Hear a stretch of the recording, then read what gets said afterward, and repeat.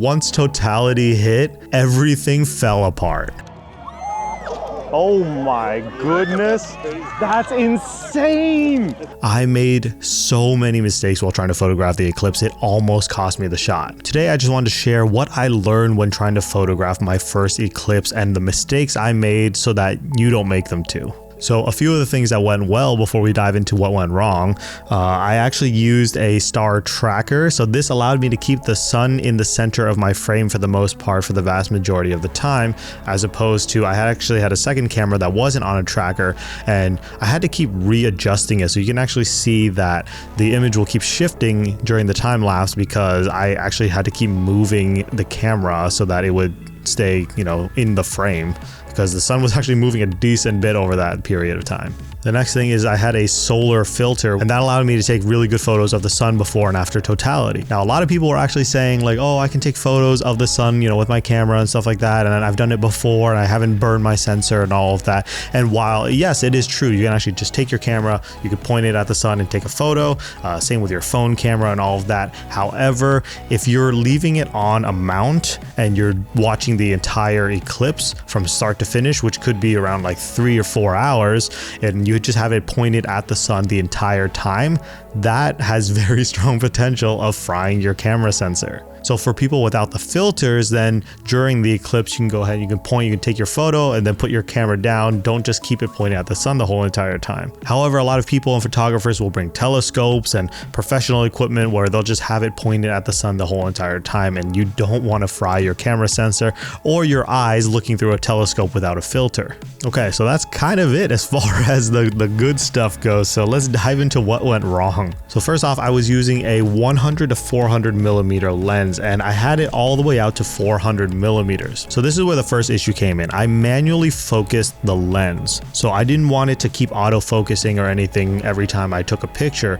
So I manually focused it myself. And in order to get an even more precise focus, I used the camera's crop sensor ability. So I was shooting on the A7 IV, which is a full frame sensor. And I used the crop sensor mode to punch in even closer to the sun and to get that, precise focus and all of that. However, I forgot to turn that off. So what that means is it will manually punch in and crop all of my images for me, and all of the images come out at a lower resolution. So for the most part, even with the resolution loss and all of that, leading up to totality, everything was okay. But once totality hit, everything fell apart. When totality hits is the only point in which you can take the filter off the camera, and you can take your protective eye coverings and stuff like that off so that you can actually stare at the sun directly, because at that point is the only point in the whole eclipse cycle where the sun is dim enough that you can stare directly at it. So I read online that people practice this totality switch, and I thought it was kind of dumb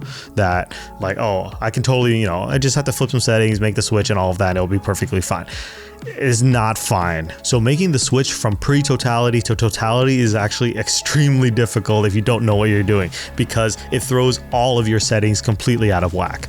You've been using these settings to photograph the moon slowly covering the sun for the longest time, and as soon as you pull the filter off, the brightness level changes like dramatically. And because this filter reduces so much light that once you take it off, it's blinding, and that throws all of your settings out of whack. The next mistake I made was actually when I took the filter off. So again, I have the focal length of my lens at 400, but when I took the filter off, I was so, flustered and trying to just take it off real quickly that I actually punched the lens in a tiny bit. I don't know if you saw, basically as I touched the lens, I accidentally moved it just a hair like that. But this little distance that it moved on this lens is 100 millimeters. So I basically went from 400 millimeters down to 300 millimeters just by accidentally pushing the lens in when taking the filter off. So I lost another 100 millimeters worth of zoom distance for a very simple mistake that could have been avoided. So another mistake that I made on top of this is I was actually frantically trying to set both this camera and my second camera on burst mode, which I was taking a photo every second, as opposed to before during the eclipse, I was taking one every 30 seconds. So during totality, I was preparing for that. So I set both of them to a second, but that actually took me so much time to go and set up because I did it so close to totality that I actually missed the beginning part of totality, which is you're supposed to take the filter off a second before the full totality strikes, and you can actually photograph two different spectacles, one called Bailey's beads and one called the diamond ring. And that is basically, Bailey's bead is when there's several little light flares, I guess, right before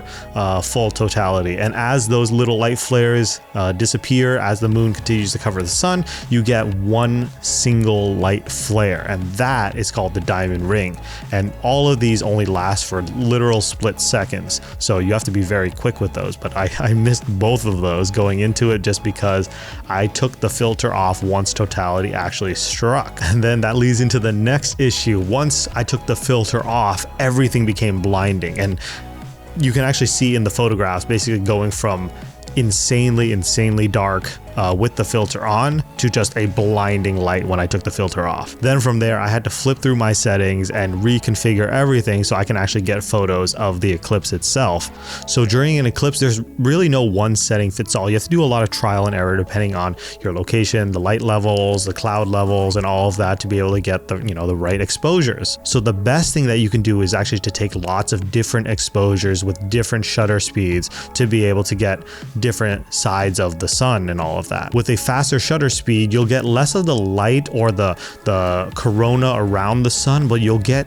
some of the details and things in the prominences that are flaring up from the sun itself, and you'll be able to see a lot of those details, whereas those will be blown out if you're taking longer exposures. But with longer exposures, you'll get more of the corona. You can see some of the magnetic fields and other things on the sun itself, which is just simply stunning. But you need to do a lot of these different bracketed things, and I actually wasn't prepared for that. So I actually had to flip through my settings and configure my bracketed settings to be able to set my camera up to be able to take all these different multiple exposures. Obviously, you can do this manually, and a lot of people say that you start off with basically, say, a fast shutter speed, and you just take a few images, you slow it down, you take a few images, you slow it down, you take a few more images, and you just keep doing that. You'll kind of do your own bracketing. I like having the camera do it for me, so I went and I configured my bracketing to do a 10-shot bracket within a whatever range it was. I don't exactly remember, but basically what that would mean is it would take 10 different images, and each one would be plus or minus a certain amount off of the center setting. So you set it up to kind of be in the middle, and it's going to take some darker images and it's going to take some brighter images, and hopefully from all of that you're able to get something good. So the duration of totality I was in was about little less than 4 minutes, and that 4 minutes felt like 30 seconds because I was flipping through so many settings and I was so stressed trying to figure all this stuff out that it was just a really stressful experience. It was hard to just sit there and enjoy it. The last major mistake that I made was I was still in bracket mode at the end of the totality, and what that means is instead of being able to capture the diamond ring and the Bailey's beads on the tail end of the eclipse, I was still flipping through my brackets and taking all these different exposures when I really wanted at the end to capture a single solid exposure so that I knew what I was getting myself into when the diamond ring and Bailey's beads popped up. But instead, I completely blew it out and took these really bright shots because my bracket was taking the brighter side of images when Bailey's beads and everything occurred, and so I missed those too. So at that point in the eclipse is when you put your solar filter back on and you essentially just do the reverse of everything as the eclipse comes to a close. So all in all, what are the key takeaways of my eclipse experience? 1, practice. Practice taking the filter off. Make sure your lens is not shifting so that you don't lose focal length like me. And some people actually use magnetic filters and stuff like that so that they can just pop it off a lot easier. Whatever you end up doing, just make sure you are aware of the process and that you are comfortable with it, because I was freaking out and then lens shifting, all that stuff. So just definitely be careful with that. So another tip that I read online, which actually would have been very helpful, is to actually preset settings for before totality and totality. So a lot of cameras have these memory recall functions that allow you to recall different settings at the flip of a switch, and that actually would have been very helpful to set up pre-totality settings and then to set up totality settings. So basically I could have just flipped the switch, taken the filter off, and all the settings would be at least a lot closer to what they should have been, as opposed to my first handful of shots all being completely blown out because they were way too bright, because all of it was just so dark with the filter on before. I would advise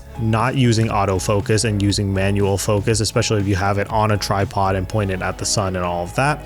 But again, if you're going to use crop sensor mode or something like that to punch in and really get like a really clean, crisp manual focus, make sure you turn that setting off if you want the full resolution. And lastly, again, just practice, because that's really what it takes. There's just so many changes that you need to do going from before totality to after totality that it really helps to just have done it before. So definitely practice and don't make the same mistakes that I did. So that's it, guys. Thanks so much for watching. I hope you found this helpful. And if you have any comments about my mistakes, or if you have any tips on how to better photograph eclipses, let me know in the comments section down below. And I will see you guys in the next one.